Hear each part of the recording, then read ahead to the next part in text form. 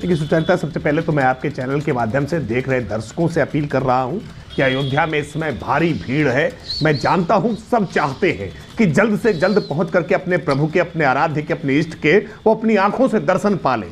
लेकिन मैं उनसे अपील कर रहा हूं कि धैर्यपूर्वक, संयम पूर्वक, धीरे धीरे करके आइए। अब भगवान आ गए हैं और अब भगवान कहीं नहीं जाने वाले हैं। अब भगवान के दर्शन आपको होंगे, उसमें किसी प्रकार की कोई बाधा नहीं होगी। लेकिन एक साथ इतनी बड़ी संख्या में आ जाएंगे तो निश्चित तौर पर कुछ से कुछ कठिनाइयां उत्पन्न होंगी। मैं आप सबसे अपील कर रहा हूं कि धैर्यपूर्वक, थोड़ा संयम के साथ अपनी यात्राओं को अभी थोड़ा सा पोस्टपोन करें और धीरे धीरे करके आने का कार्यक्रम बनाएं। तो मैं दूसरा जो राजनीतिक सवाल कहा गया है, मैं उस राजनीतिक सवाल का जवाब दूं। आज मैंने सुना कि राहुल गांधी ने भी कहा है कि ये भारतीय जनता पार्टी का राजनीतिक कार्यक्रम है, ये प्राण प्रतिष्ठा कोई धार्मिक कार्यक्रम नहीं है, राजनीतिक कार्यक्रम है।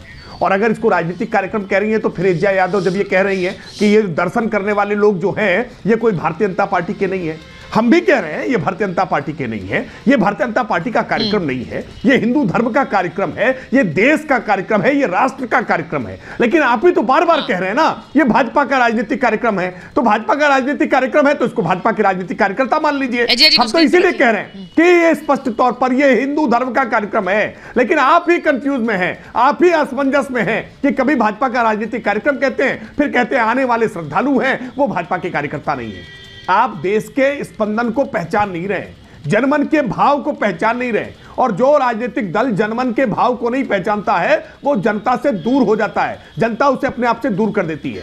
आज अयोध्या में जो उत्साह है, मैं पिछले एक सप्ताह से लगातार अयोध्या में था और आज अयोध्या से जब लखनलाल की नगरी में उनके छोटे भाई के अनुज की नगरी में आया हूं तो ऐसा लगता है कि कुछ छूट सा गया है। सुचरिता, ऐसा लगता है कि अयोध्या का वो जो उत्साह था, वो जो जोश, जज्बा और जुनून दिखाई पड़ रहा था, उसमें ऐसा रम जाने का मन कर रहा है कि अयोध्या छोड़कर आने का मन नहीं कर रहा। लेकिन मैं फिर अपनी उसी बात को दोहराऊंगा कि अयोध्या हर व्यक्ति इस समय आना जाना चाहता है। वो ठीक बात है कि कुछ लोगों को लगता है कि अयोध्या जाने से उनका मजहबी वोट बैंक नुकसान हो जाएगा, इसलिए अखिलेश यादव इसलिए राहुल गांधी डाइवर्जन है, राजनीति और धर्म के मिश्रण से आप डाइवर्जन कर रहे हैं। राकेश जी, तो इसका जवाब दीजिए संजय सरकार जी को, जिससे वो इस तरह के सवाल ना उठाएं, वरना सवाल उठेंगे। बोले दीजिए राकेश जी, बेरोजगारी पर क्यों नहीं बोलते आप लोग? पुरुषोत्तम राम जी को वहाँ पर भी सवाल उठाएंगे। देखिए, संजय सरकार के सवाल का कोई मतलब नहीं रह जाता है। संजय सरकार जैसे लोग मानसिक दिवालियापन के शिकार हो गए हैं।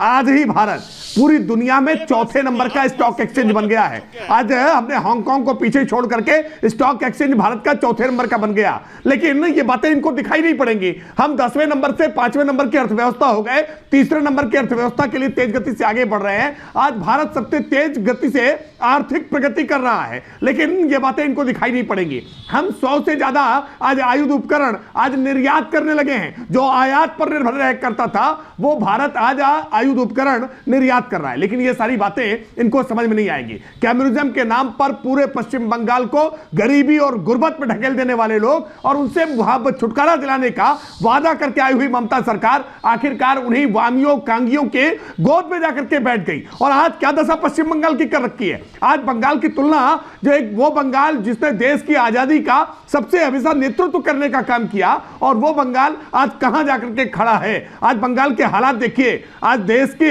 अगर मानव विकास सूचकांक में देखेंगे तो बंगाल बहुत पीछे कतार में खड़ा दिखाई पड़ेगा। उसका कारण केवल ये वामपंथियों की सरकार और उसके बाद ये ममता बनर्जी की सरकार है। मैं फिर कह रहा हूं, आप जनमन के स्पंदन को नहीं पहचान रहे हैं। आप अगर जनता के भावना को नहीं पहचानेंगे तो जनता से ऐसे ही कर जाएंगे और करते रहिए राजनीति। हम बार बार कह रहे हैं, सरकार बने या चली जाए, प्रभु राम के काम के लिए हमने जन्म लिया है। वो जन्म व्यर्थ है जिसमें प्रभु राम का हम काम ना कर सके, और प्रभु राम के काम से हमें बहुत आनंद मिला है। देखिए, मैं राकेश जी, मैं वरुण जी से पास एक बार जा रही हूँ। मैं एक बार वरुण जी के पास जा रही हूँ।